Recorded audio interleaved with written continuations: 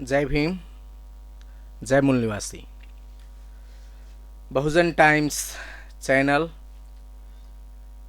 को प्रस्तुति न्यायको पाठशालामा आज विशेष कुराहरूको साथमा उपस्थित भएको छु। आज स्पेशल दिन पनि हो, मजदुर दिवस, अन्तर्राष्ट्रिय मजदुर दिवस र आज विश्वभरि विभिन्न कार्यक्रमहरूका साथ अन्तर्राष्ट्रिय मजदुर दिवस धुमधामका साथ मनाइँदैछ। मजदुरहरूको एउटा सपना, मजदुरहरूको सङ्घर्षको कहानी र मजदुरहरूले निर्माण गर्न चाहेका राज्य व्यवस्थाको विषयलाई लिएर संसारका विभिन्न शहरहरूमा आज ठुल्ठुला कार्यक्रमहरू भइरहेका छन्। विभिन्न ठुला ठुला पद र प्रतिष्ठा प्राप्त व्यक्तिहरू त्यस्ता कार्यक्रमहरूमा शरीक हुने अवस्था छ र त्यो कार्यक्रमको औचित्य पनि अहिलेको अवस्थामा पनि धेरै महत्त्वपूर्ण छ। आज यही विषयमा व्यवस्थित तरिकाले म साउथ एसियाको कन्टेस्टमा मजदुरहरूको अवस्था के छ भन्ने कुरा आज न्यायको पाठशालामा यहाँहरूमाझ राख्न चाहन्छु। क्लास र कास्टको कुरा छ। साउथ एसिया भन्नै बित्तिकै कास्ट रिलेटेड एरिया हो यो, जहाँ हरेक चीज कास्टको हिसाबले, हरेक चीज कास्ट के हिसाबले परिचालित हुने व्यवस्था यस धरतीमा छन्। मजदुर दिवसको अवसरमा सबैले जान्नै पर्ने हुन्छ। मजदुरहरूले धेरै सङ्घर्ष गरे, बलिदानी दिए, तर आज पनि मजदुरहरूको अवस्थामा कुनै खासै परिवर्तन भएको छैन र परिवर्तन देखिरहेको पनि छैन। मजदुरको नाममा भएको परिवर्तन एउटा जातिमा सीमित भएको छ, एउटा नस्लमा सीमित भएको छ। क्लास र कास्ट, क्लास पुरा दुनियाँमा छन्। गरिब र एकातर्फ श्रमिक वर्ग, अर्कातर्फ पुँजीपति वर्ग, सामन्ती वर्ग अथवा मालिक वर्ग भनौँ। सारा संसारमा गरिब र धनीहरू छन्। दुनियाँका कुना कुनामा गरिब र धनीहरू पाइन्छन्। मार्क्सको जुन क्लासको थ्योरी हो, वर्गको जुन थ्योरी हो, त्यो वर्गको थ्योरी दुनियाँमा जताततै व्याप्त रहेका क्लासको विषयमा छन्। सामन्ती व्यवस्था र दासको बीचमा हुने सङ्घर्ष, गरिब धनिकको बीचमा हुने सङ्घर्ष, उहाँहरूको बीचको युद्ध अथवा वैचारिक होस् अथवा भौतिक रूपमा भएका सङ्घर्षहरू मार्क्सले सम्बोधन गर्नुभएको छ। क्लास चेन्ज हुन सक्छन्। संसारमा आज कोही गरिब छन्, भोलि गएर धनी बन्न सक्छन्। कोही धनी छन्, त्यो गरिबमा परिणत हुन सक्छन्।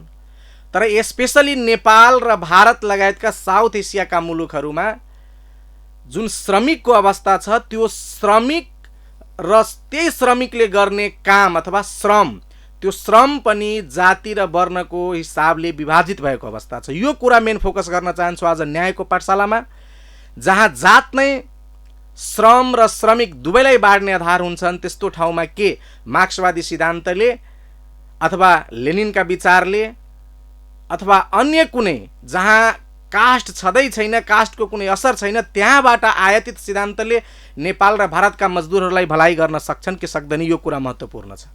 न्यायको पाठशालामा यसै सन्दर्भमा रहेर चर्चा गर्नेछौँ र कुन महापुरुषहरूले यो विषयमा के भन्नुभएको छ त्यसको बारेमा आज यो बहुजन टाइम्स च्यानलद्वारा प्रसारित न्यायको यात्राको श्रृङ्खला दोस्रो 2 नम्बर श्रृङ्खलामा हामी यो कुरा अहिले चर्चाको विषय बनाउँदैछौँ। दुनियाँमा जति पनि क्लासका व्यक्तिहरू छन् ती परिवर्तन हुन सक्छन्, तर नेपालमा स्पेसली भारत र नेपालमा जातिको हिसाबले क्लासको निर्माण हुने गर्दछ। जातिको हिसाबले मजदुर सिर्जना भएको छ। जुन जातिमा जसको जन्म भएको छ त्यो उसको नियति बनेको छ, त्यो कहिल्यै पनि परिवर्तन हुँदैन। यो ठोस बनिसकेको छ नेपाल र भारतमा। तपाईँ यदि दलितमा जन्मनुभयो भने तपाईँले त्यही सफाइको काम गर्नुपर्ने, नाला साफ गर्नुपर्ने, टोयलेट साफ गर्नुपर्ने, छाला जुत्ताको काम गर्नुपर्ने, अर्थात् दासताको जीवन जिउन तपाईँलाई बाध्य। त्यो तपाईँलाई कहिल्यै परिवर्तन गर्न सक्ने कुनै व्यवस्था यहाँ छैन। अरू देशमा जहाँ जाति व्यवस्था छैन त्यो देशमा तपाईँले श्रम जे इच्छा लाग्छ त्यो गर्न पाउनुहुन्छ। तर नेपालको कन्टेस्टमा स्पेसली एउटा शूद्र बनाइएका, अति शूद्र बनाइएका व्यक्तिले जातीय भेदभाव तथा छुवाछुतका कारणले, सामाजिक व्यवस्थाका कारणले उसले चाहेको अनुसारको पेशा गर्न पाउँदैन। र एउटै पेसामा यदि जातको हिसाबले मजदुर फरक छन् भने त्यो मजदुरमा पहिले पनि कहिल्यै युनिटी हुँदैन। कृषि मजदुरमा यदि बाहुन समाजको व्यक्ति छ भने त्यसको प्रतिष्ठा र त्यसले प्राप्त गर्ने मान सम्मान एउटा दलित, अति शूद्र, ओबीसी वर्गका मजदुरले जति प्राप्त गर्छ त्यसको कयौं गुणा माथि हुन्छ। अर्थात् यहाँ मजदुरभित्र पनि फ्र्याक्सन छ, मजदुरभित्र पनि असमानता छ। जातिका हिसाबले मजदुर विभाजित छन् र मजदुरका हिसाबले काम विभाजित छन्। कथित उच्च वर्गका व्यक्तिले कहिले नाला साफ गर्ने काम गर्दैन। अनि यो समस्यालाई कसरी समाधान गर्ने? यहाँ सङ्घर्षरत र यहाँ सत्तामा बारम्बार आइरहेका कम्युनिस्ट विचारका पार्टीहरूले, कम्युनिस्ट विचारका नेताहरूले के भन्छन् भने नेपालको समस्या वर्ग सङ्घर्षमा सफलता प्राप्त भयो भने सफल हुन्छ। तर वर्ग सङ्घर्षमा सफलता प्राप्त कसरी हुन्छ त्यो महत्त्वपूर्ण विषय हो। वर्ग सङ्घर्षमा सफलता प्राप्त गर्नका निम्ति पहिला त मजदुर एउटा हुनु पर्यो, मजदुर एक हुनु पर्यो। मजदुर बीच एउटा मनोवैज्ञानिक तवरले अथवा भौतिक तवरले कुनै पनि किसिमको भेदभाव हुनु भएन। यो तपाईँ हामी सबैले, एउटा सिम्पल व्यक्तिले पनि बुझ्न सक्ने कुरा हो। जसको विरुद्धमा हामी लड्दैछौँ र जसको विरुद्धमा हामी खडा छौँ, विरोधमा खडा हुने व्यक्तिहरू, विरोधमा खडा हुने क्लास आफैमा यदि एकजुट छैन भने त्यो सङ्घर्ष कसरी सफल हुन्छ, त्यो लडाइँ कसरी जित्न सकिन्छ? अहिले समाजमा, नेपाली समाजमा शूद्र, अति शूद्र र अन्य कथित उच्च जातिका व्यक्तिहरूको जुन जहाँ बस्ती छ, बसोबास छ, त्यहाँ यसरी बसोबास छ कि एउटा जातका व्यक्ति अर्को जातका लागि दुश्मन हो। यदि दलितको बस्ती छ भने त्यहाँ गैर दलित समुदाय भनौँ अथवा कथित उच्च जातिका ब्राह्मण क्षेत्रीय समुदायका व्यक्तिहरूले दलित समाजका व्यक्तिहरूलाई, गरिब समाजका व्यक्तिहरूलाई, अति पिछडा समाजका व्यक्तिहरूलाई आफ्नो दुश्मन ठान्छन् र उसले मौका पाउनै बित्तिकै उसलाई पछाडि पार्छन्। के को कारणले? त्यहाँभित्र के छ क्रोनोलोजी, त्यो भित्र केवल जाति छन्। त्यसैले मजदुर एकतालाई बाधा पुर्याउने तत्त्व भनेको जात व्यवस्था हो र जात व्यवस्था जबसम्म यो देशबाट अन्त्य हुँदैन तबसम्म यहाँ मार्क्सवाद, लेनिनवाद अर्थात् कुनै पनि अन्यवादले कामै गर्दैन। यसको प्रत्यक्ष उदाहरण हेर्नुहुन्छ भने लड्ने बेलामा मजदुरहरू लडे। नेपालको जनयुद्ध, नेपालको मधेस आन्दोलन, नेपालमा भएका विभिन्न किसिमका आन्दोलनहरूमा मजदुरहरूको उल्लेख्य सहभागिता रह्यो। तर त्यो एउटा ठाउँमा पुगिसकेपछि त्यहाँ जुन जातिवादी मानसिकता हुन्छ त्यो मानसिकताले कहिल्यै पनि सवर्ण र शूद्र, अति शूद्र वर्गका व्यक्तिहरूलाई समान अवसर दिन सकेन। जनयुद्धले जति पनि रिजल्ट ल्यायो, आज खास व्यक्ति र खास नस्लको पहुँच भएको छ। यदि मजदुरहरू र वर्ग सङ्घर्षको कारणले यो देशमा परिवर्तन, जुन मजदुरहरू चाहन्छन् त्यस्ता परिवर्तन सम्भव भएको भए जतिपल्ट कम्युनिस्टहरूको सरकार बन्यो त्यो सरकारमा दलित, गरिब, मजदुरहरूको व्यक्तिहरू ठाउँमा पुग्नुपर्ने थियो, तर पुग्न सकेन। त्यसको पछाडिको मानसिकता के हो भने मजदुरमा पनि, नेतामा पनि जातको हिसाबले त्यहाँ व्यवहार हुने गरिन्छ, खास गरेर साउथ एसियाको भूमिमा। त्यसैले यो मजदुरहरूको समस्या यदि हामी समाधान गर्न चाहन्छौँ भने सबभन्दा पहिले जातका आधारमा मजदुर बनाइएका र मजदुरका क्याटेगोरी छुट्याइएका जुन व्यवस्था छ, जाति व्यवस्था, वर्ण व्यवस्था, त्यसलाई विनाश गर्ने आन्दोलन यहाँ सिर्जना हुनुपर्छ।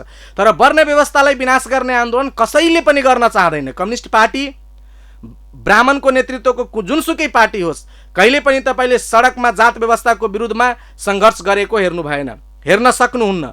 कहिले पनि जात व्यवस्था खारिज हुनुपर्छ भन्ने कुरा उनीहरूले गर्दैन, किनभने उनीहरूलाई थाहा छ मजदुरको नाउँमा समाजलाई ठगेर, गरिब समाजलाई, दलित वञ्चित समाजलाई, मूलनिवासी समाजलाई ठगेर एकत्रित गराउने र त्यही भोटको पावरले, त्यही मतको पावरले जो सवर्ण गरिबहरू छन् अथवा सवर्ण समाजमा गरिब बन्ने नौटङ्की गरेका व्यक्तिहरू छन् तिनीहरू शासनको उच्च तहमा पुगिराख्ने व्यवस्था हो। त्यसैले उनीहरूले कम्युनिस्टको कुरा गर्छन्, हैन, पुँजीवादको कुरा गर्छन्, विभिन्न वाद र सिद्धान्तको कुरा गर्छन्, तर अन्ततः गएर सबैको टाउको एउटै हो, मनुवाद, र त्यो मनुवादले जात व्यवस्थालाई बचाइराख्छन्। अहिलेसम्म कम्युनिस्टको सरकारमा पनि दलित र गरिब वञ्चित समाजका व्यक्तिले ठुलो ओहदा, पावरफुल ओहदा नपाउनुको पछाडि यही कारण छ।